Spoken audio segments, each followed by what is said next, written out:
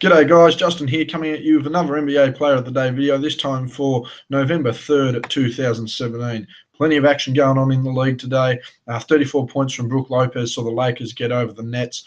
Paul George tried his best along with Russell Westbrook, Carmelo Anthony, to try and get over Boston, but in the end, the mighty Celtics came back with 25 points off the back of Kyrie Irving's 9 of 12 shooting there to close out the game.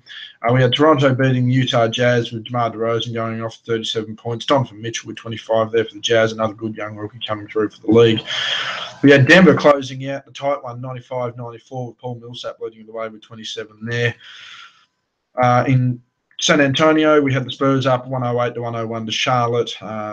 With Bryn Forbes, for some reason, leading the Spurs there with 22 points. Jeremy Lamb with 27, having a bit of a career game there, which says a lot. We had New Orleans defeating Dallas 99-94. Anthony Davis with 30 points. DeMarcus Cousins with 20-20 game. He had high assist numbers on the game there as well. Harrison Barnes did his best, though, with 26. New York 120 defeating Phoenix 107. It was the Devin Booker and Kristaps Porzingis show.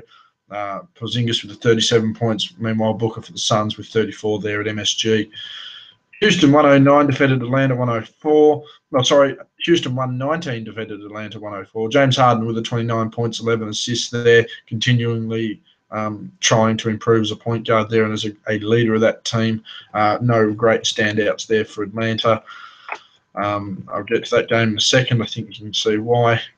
Indiana went down to Philadelphia, 121-110. Victor Oladipo with the 31 there. JJ Redick with the 31, and Ben Simmons with the triple-double, 14, 11, and 11. Again, I'm pretty sure he's going to shit in for Rookie of the Year.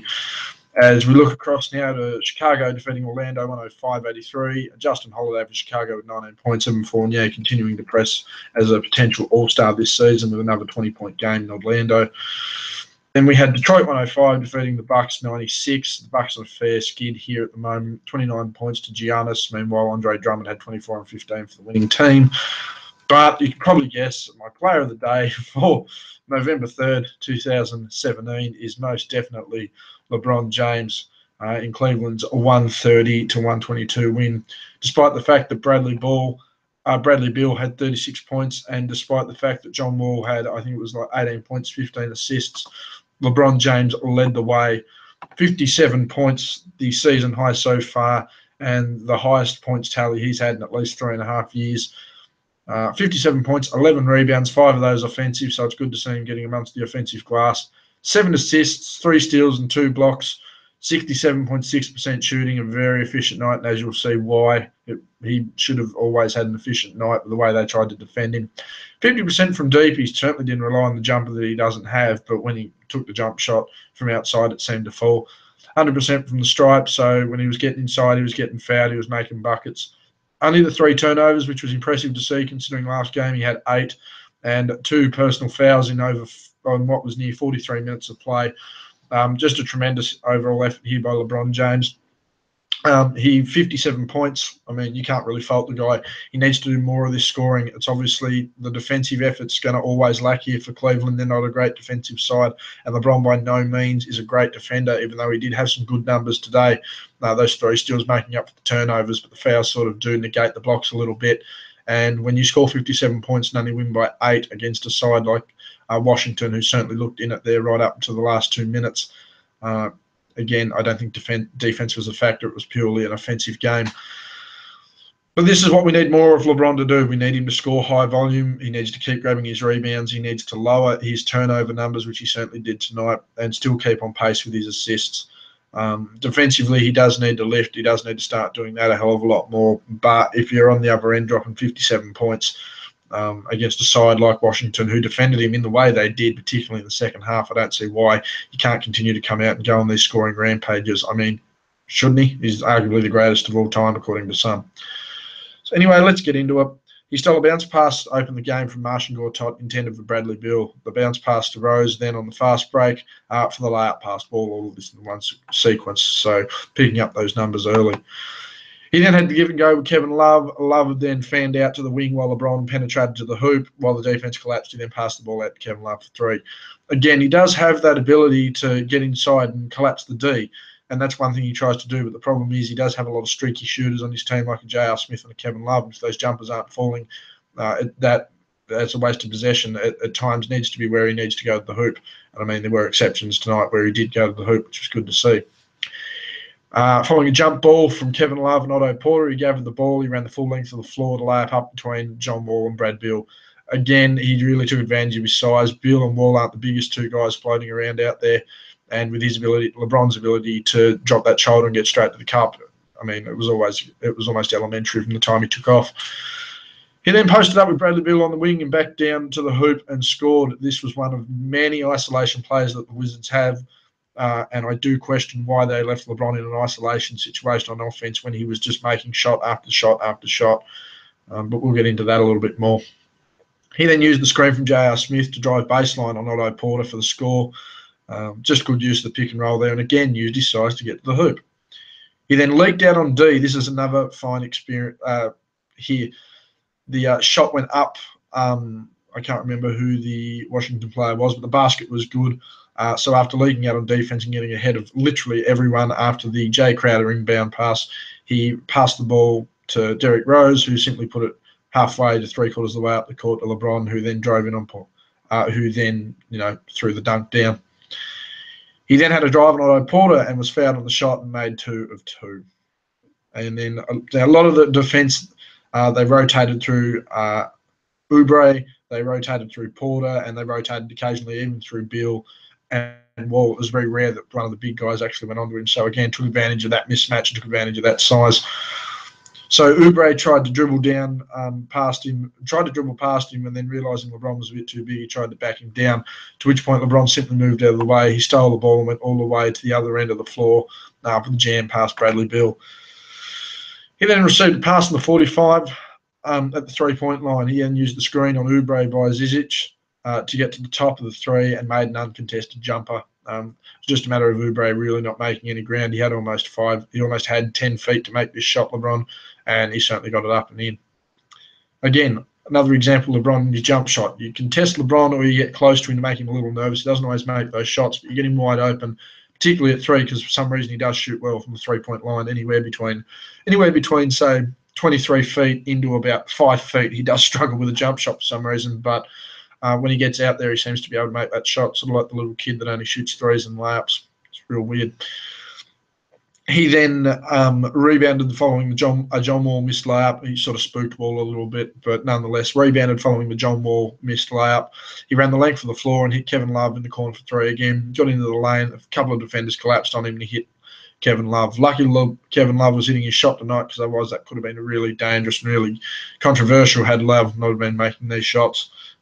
Again, just in a situation, though, where sometimes he probably does need to go hard to the cup and risk getting fouled and maybe risk some of those numbers, those great numbers that he loves to have, which, by the way, inflate how well he does play. But there are situations where he needs to drive and he does need to make those baskets. Sometimes kicking it out isn't always the safest option. Again, streaky shooters like J.R. Smith and Kevin Love, and even now Kyle Korver's become fairly streaky and isn't on the floor as much. And if you're going to rely on D Rose and Dwayne Wade to make a three-point shot, you've got a problem. So following that and hitting Love for the corner 3, he then had an isolation dribble on Gortat, one of the few times they actually had a big guy defend him. So he isolated, dribbled him into the corner with a step-back jumper, good for a very long 2. Had 1 foot outside the 3, but he had 1 just inside. He then drove from the 45 in a 2-on-2 situation and scored past Porter and Beal, again to advantage of space and his size. The bounce pass from the top of the circle to Crowder in the corner, and he made the 3 over contesting Gortat. That was just a little bit back-and-forth action there from Crowder, and the space was there for the pass to be made. A very good shot, though, by Crowder. I will give him that. A good defense by Gortat. And, yeah, he was lucky to make the shot, so probably a lucky assist there for LeBron. Had Gortat been within maybe half a foot, I think that's a blocked shot. He then ran the length of the floor, driving on Porter, and was fouled to make the basket and converted the and one. There was just certain points there in the game where they had to try and grab LeBron. They couldn't hack him. They had to try and grab him. And at 6'8", 250, it was always going to be very hard to do. But nonetheless, after running the floor on Porter, he was fouled at the basket and converted the and one. He then dribbled the length of the floor, stepped around Wall with absolute ease. Wall didn't really take a gamble. He went straight for the ball, but with LeBron's ability just to, once he's on the move, to get out of the way of players and score. He took full advantage of that. Again, I can't stress enough, though, LeBron, from a half-court set trying to get around guys, unless he really drops that shoulder and gets low to the ground, there's no way that he gets past them. It's not like a guard who can use their athleticism. And don't get me wrong, LeBron does have athleticism, but he doesn't have the athleticism to just barge past guys anymore. So again, dribbling the length of the floor, had the momentum up, and just simply stepped around Wall, who made the correct play in going for the ball. I really wouldn't want to take a charge from LeBron at this point. But, yeah, it was just unlucky. After a great passing action to which he started, just a lot of triangle passing here, Crowder missed the corner three, to which point he grabbed the offensive rebound and the putback layup, which was quite good to see. Again, no need to box out. It was a pretty open layup, but nonetheless getting the layup helped. He then got a block on a John Wall layup, attempting heavy traffic. John tried to go through 3 or 4 people, and LeBron just leaned over the top and grabbed that. Didn't grab it, but spiked the ball away. Following that, he then had, and this is where a lot of the isolation plays began, and I think most of these I'm going to mention are either isolations or post-up situations, where he realised his jumper wasn't necessarily falling and he was getting mismatches and no help defence. He just simply started backing guys down or isolating them with no help, which was always going to be a problem at his size. So he then had the isolation on Bradley Beal on the wing, backed him down into the post and scored with a fadeaway basket. He then utilised a screen by Kyle Korver on Otto Porter, and then again using that screen, he drove baseline on Bradley Beal.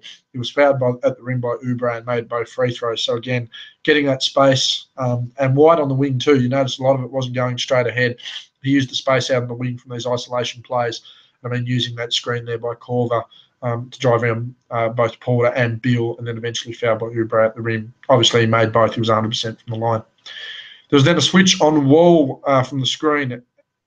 So he was defending, and there was a switch, to which point he ended up on Wall. Wall tried to lay it up on him, but he simply spiked that out of bounds. Nothing but ball. He then inbounded the ball to Jeff Green. He cut inside with just a real open gap there, went straight through, got into the lane. The defense panicked, collapsed in on him, and he just passed the ball out to Channing Frye for the open 3. Nothing too major there. He then had another isolation on Jordan Wall on the wing. He backed him down into the post and faded away for a jumper. Again, more isolation plays and posting up. Took advantage of the mismatch with John Wall, who is a good defensive point guard, but the problem is he's a point guard. And when you're trying to go up against a guy who's 6'8", 250, who's backing you down into the post with shoulders the size of basketballs, you're always going to struggle. He then again had another isolation play with John Wall on the wing, to which point he backed him down. He then dribbled across into the lane and had to hit the one-handed fall-away jumper, which was pretty good. No foul, but great defense there by Wall. Pretty much a lucky shot by Bryan.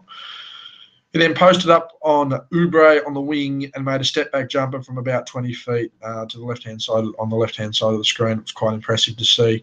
And Oubre actually held himself pretty well. The problem is LeBron realised he couldn't spin baseline. He didn't have enough momentum for it, so he simply hit the step back, and for some reason the jumper landed. Again, I don't know how. He then inbounded the ball to Jeff Green. He used a screen on Wade inbounded the ball to Jeff Green. This was on the left hand sideline at the bottom of the screen. He used a screen from Wade following the inbound. Wade screened Oubre, to which point he cut backdoor and scored on Mahimi for the and one. That was just a matter of him grabbing him as he was going for the up and under. And yeah, nothing but a score there, and then one opportunity made. There was then a screen by J.R. Smith to get Scott guarding him, again using that mismatch there, even though Scott's a bigger guy, he's just not a good defender. To which point he simply drove baseline and dished to Jeff Green, who was open in the corner, because, again, when LeBron starts nailing all these shots, and I'll give you the numbers on those soon, when he starts nailing those shots from inside, the defense has no choice but to collapse.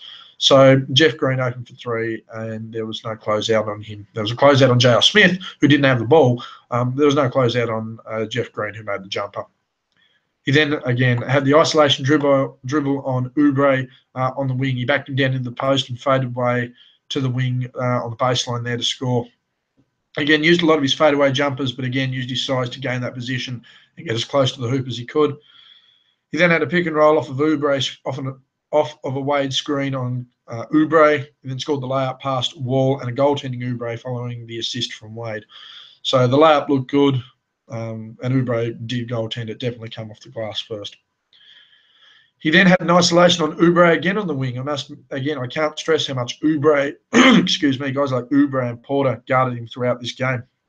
He had the isolation on Oubre on the wing. He backed him down and faded away onto the wing again for 2. Then another isolation play with John Wall on the 45. He backed him down into the post. He pumped fake and scored on the up and under from Wall and Porter. Following that, we then seen a screen from J.R. Smith on John Wall twice. Wall slipped the screens. It was quite good, but the problem is LeBron had gained enough space and time to accurately put up the jumper. Bit of a late contest from Wall, but not enough to affect the jump shot at that point. So that was LeBron's second 3 of the night. Again, as I've seen, using screens, creating space, and being comfortable within the area that he's in to take that jumper. If he feels any threat of a slight contest or not making it again between 10 and 23 feet, he won't take the shot. Some of these fades are a bit different.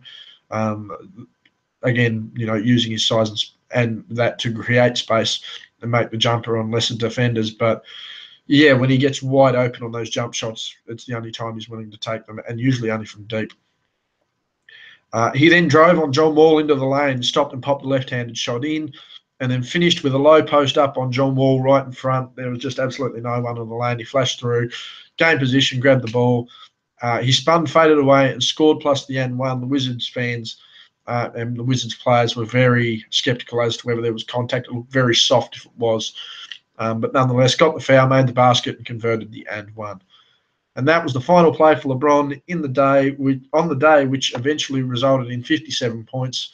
Again, 57 points, 11 rebounds, and 5 of those offensive. He used his size to his advantage to get inside. 7 assists from collapsing the D. 3 steals and 2 blocks was quite impressive to see as well. Unfortunately, the 3 turnovers and 2 fouls somewhat negate the defensive effort there, although I will say the turnovers and steals sort of balance out there.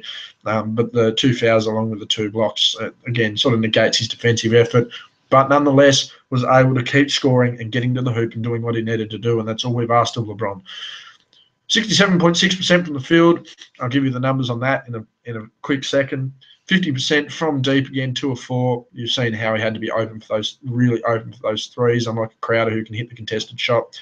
And 9 of 9 from the line, so he made the most of his foul shot opportunities. Again, 3 turnovers and 3 personal fouls. 3 turnovers and 2 personal fouls negates a lot of the defensive effort there. But nonetheless, in near 43 minutes of play, he was by far and away the player of the game. Total impact score of .392, which sees him shoot to the top of the leaderboard for the most effective game of the season, bypassing certainly his .288 he posted on opening night. The next closest for impact score there was the .379 by DeMarcus Cousins on the 26th, which I believe was his 41-point game. So again, can't stress enough, .392 of an impact score. It's the best game we've seen all year, bar none from anyone. Just a few notes here. As I mentioned, these isolation plays that he received with the likes of Oubre and with the likes of John Wall resulted in 0 help D from anyone on the Wizards.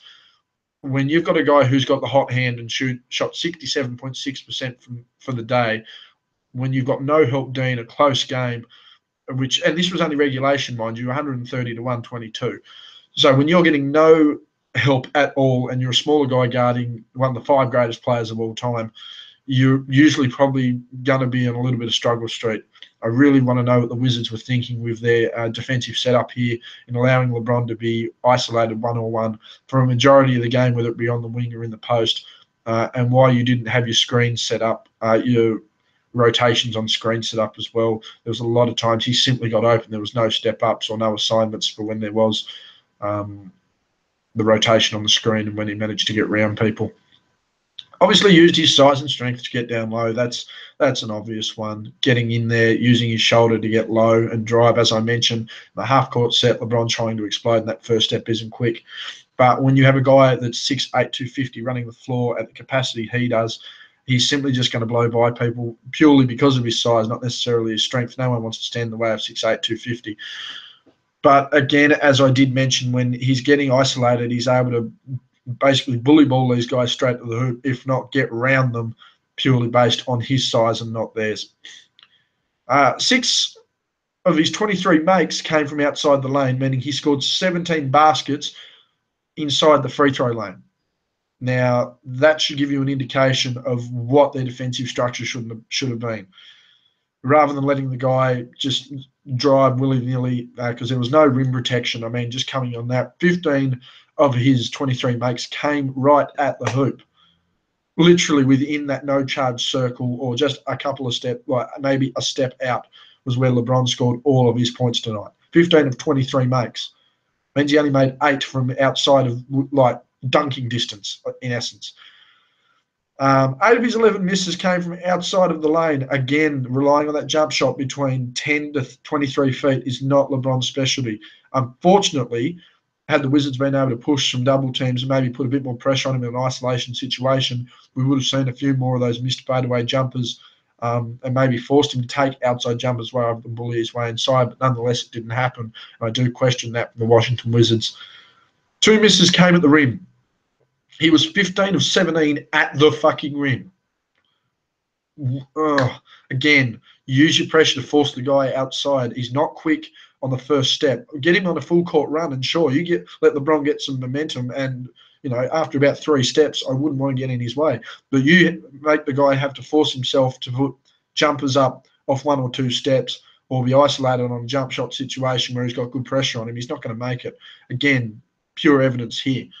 When he makes 15 of 23 at the rim, but misses 8 shots from outside of the lane on jumpers, it does speak volumes.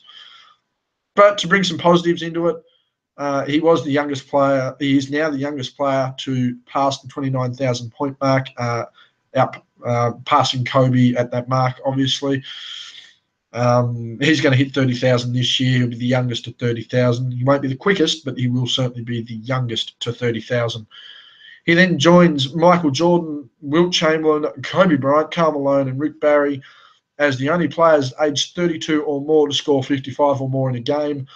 Michael and Wilt achieved the feat twice. Kobe, Karl, and Rick Barry obviously achieving it once, so LeBron joins them. And he's also the only player besides Kobe Bryant to have scored 55 points or more in a game in his 15th season or more. Kobe obviously posting 60 in his last goddamn game. But LeBron becomes the second person behind Kobe to actually score 55 or more in season 15 or beyond. So an impressive and what seems to be historical night for LeBron James. Again, let me reiterate, 57 points off a lot of isolation play, no help defense. He had an absolute cakewalk to 57 points tonight. 11 rebounds, 5 of those offensive. He was really making use of that offensive glass and that space under the hoop. 7 assists. Again, he had his shooters hitting, and he had his guys cutting to the hoop hitting shots. I do have to reiterate again, though, relying on Derrick Rose and D Wade to hit jump shots from outside is not a good thing. And when your shooters are streaky, such as a Kevin Love and J.R. Smith, those assist numbers will vary night to night.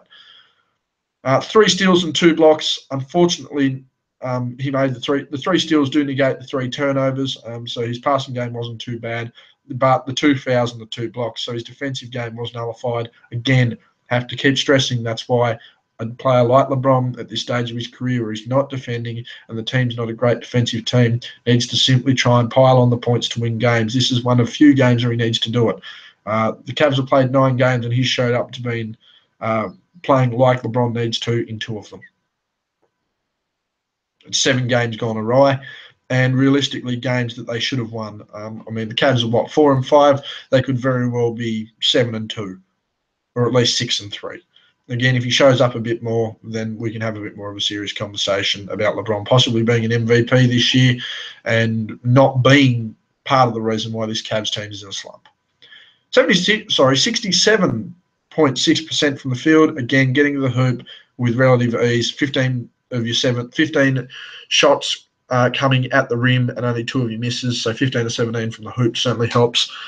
50% from deep, again, making the most of those open 3-point jumpers when he got them, and 100% from the stripe, so he was good converting considering everything else in 43 minutes of play. Again, I can't stress it enough, the game of the year, not just for LeBron, but for everyone in the league, and certainly the standard to which players will need to live up to for the rest of the season.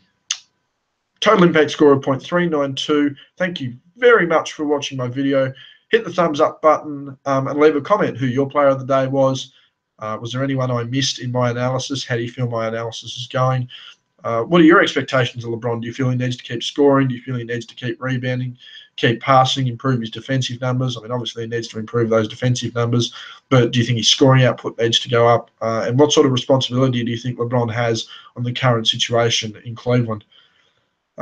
Hit me up on Twitter, just _G_Bryan, always talking hoops and everything related in the world. Very vocal throughout the NBA season on many topics, basketball related on and off the court, and in general, always up for a conversation to do with pretty much anything. Thank you very much, guys, for tuning in. Again, my NBA Player of the Day for November 3rd, 2017, LeBron James of the Cleveland Cavaliers in a 131-22 win over the Washington Wizards. 57 points, 11 rebounds, 5 offensive, 7 assists, 3 steals, 2 blocks, 67.6 from the field, 50% from deep, 100% from the free throw line, 3 turnovers and 2 fouls, unfortunately, but all of that in 43 minutes a game. Be sure to check back tomorrow when I give you another NBA Player of the Day. This time it will be for November 4th, 2017.